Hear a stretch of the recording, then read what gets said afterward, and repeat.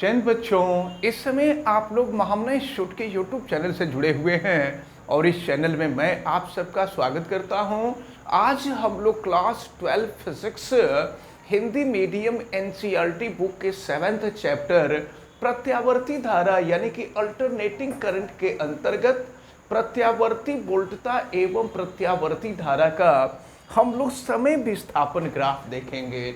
और समय विस्थापन ग्राफ के लिए देखें, पहले हम आपको बता दें कि समय को हमेशा x अक्ष की तरफ दिखाया जाता है और विस्थापन अगर प्रत्यावर्ती वोल्टता होगा तो प्रत्यावर्ती वोल्टता और प्रत्यावर्ती धारा दोनों का विस्थापन ऊपर नीचे के तरफ होगा। तो ग्राफ खींचने के लिए सबसे पहले हमको इसके लिए सारणी बनानी पड़ती है और देखिए सारणी हम बनाते हैं।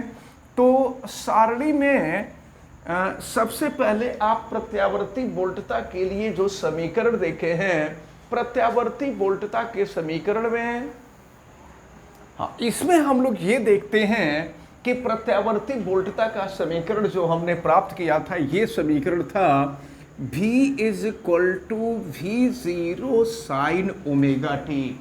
लेकिन आपको मालूम है कि ओमेगा की जो वैल्यू होती है ये 2 पाई बाई टी होती है। तो चलिए हम रख देते हैं V is equal to V0 और ये हो जाएगा sine 2 pi by t into small t. अब हम यहाँ पर टाइम जो है आवर्त काल के रूप में रखते हैं और आवर्त काल के रूप में रख करके हम इसकी वैल्यू निकालेंगे। तो चलिए इसके लिए देखते हैं। तो हम लोग जब सारणी बनाएंगे तो सारणी बनाते समय हम लोग t का मान आवर्त काल के रूप में रखेंगे और फिर हम लोग देखेंगे कि वैल्यू क्या आ रही है विभवांतर के। तो देखिए आप यहाँ पर शुरुआत हम 0 से करते हैं और इसमें धीरे धीरे t/4 हम जोड़ते जाएंगे।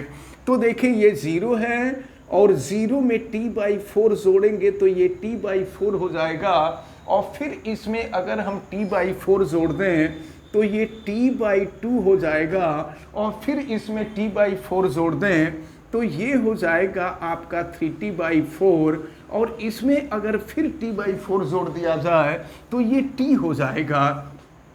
तो पूरा एक चक्कर के लिए ये स्मॉल t की वैल्यू हम लोग रख चुके हैं।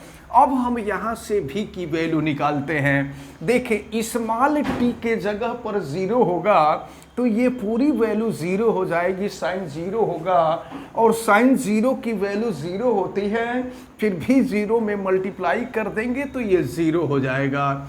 फिर इसी तरह से हम स्मॉल t के जगह पर t/4 कर देंगे तो कैपिटल T से कैपिटल T कैंसिल हो जाएगा और 2 से 4 कैंसिल होगा, π/2 हो जाएगा।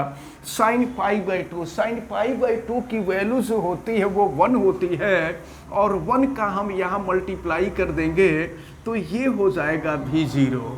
अब इसी तरह से स्मॉल t के जगह पे अगर हम t/2 कर दें तो t से t कैंसिल, 2 से 2 कैंसिल, साइन पाई हो जाएगा और साइन पाई की वैल्यू 0 होती है, फिर ये 0 हो जाएगा। अब 3t/4 रखेंगे तो ये फिर माइनस भी 0 हो जाएगा और फिर इसको रखेंगे तो ये 0 हो जाएगा। चलिए हम यहाँ समय को दिखा लेते हैं। तो आपको मालूम है ये x अक्ष और y अक्ष का कटान बिंदु है। ये कटान बिंदु जो होता है मूल बिंदु होता है और मूल बिंदु पर प्रत्येक मान जो भी मान होते हैं वो 0 होते हैं। अब हम जो समयांतर है, यहाँ पर समय 0 है, यहाँ पर समय t/4 है, फिर यहाँ हम आगे बढ़ रहे हैं तो समय t/2 है, फिर हम आगे बढ़ें तो यहाँ समय 3t/4 है और फिर हम आगे बढ़ें तो ये हो जाएगा आपका t। तो एक चक्कर के लिए अगर यहाँ से यहाँ तक हम चलेंगे तो प्रत्यावर्ती धारा का एक चक्कर हम लोगों को मिलेगा। अब एक चीज और हम आपको बता देते हैं, प्रत्यावर्ती वोल्टता का जो अधिकतम मान है इस अधिकतम मान को हम ऊपर की तरफ दिखा रहे हैं और फिर इसका जो निम्नतम मान होगा, निम्नतम मान को हम नीचे की तरफ दिखाएंगे। तो प्रत्यावर्ती वोल्टता ऊपर की तरफ जो होगा वो प्लस भी 0 हो जाएगा। यहां से यहां तक प्रत्यावर्ती वोल्टता का अधिकतम मान है और फिर नीचे की तरफ जो होगा वो माइनस भी 0 हो जाएगा। अब देखते हैं स्मॉल टी की वैल्यू 0 तो भी की वैल्यू भी 0 होगी, यानी ये फर्स्ट पॉइंट मिलेगा।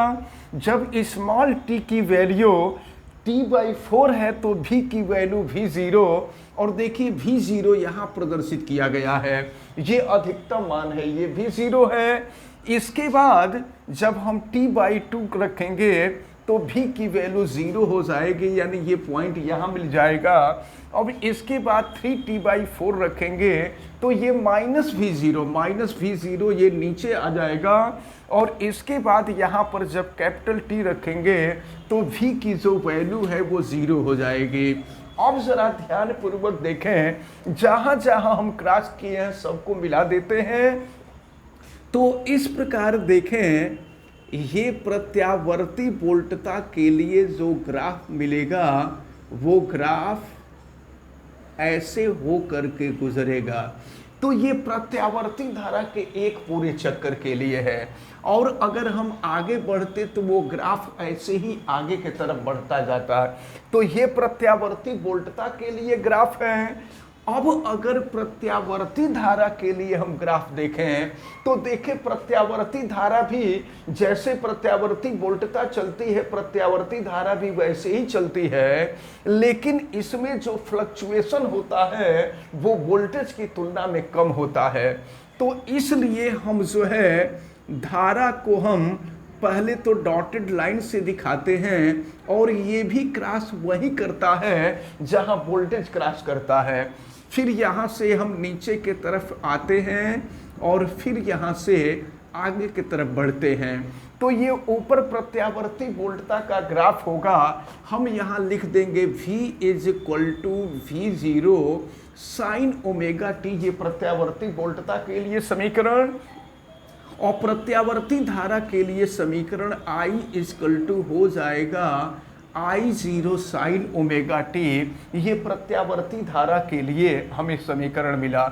तो इस तरह से प्रत्यावर्ती वोल्टता और प्रत्यावर्ती धारा का ये जो समीकरण है, समीकरण हमने नोट किया, और ये प्रत्यावर्ती वोल्टता एवं प्रत्यावर्ती धारा का ग्राफ है। अब एक बात आपको याद रखना होगा, ग्राफ से ये क्लियर है कि प्रत्यावर्ती वोल्टता और प्रत्यावर्ती धारा का मान भी एक बार अधिकतम होता है तो एक बार न्यूनतम होता है, फिर अधिकतम होता है, फिर न्यूनतम होता है।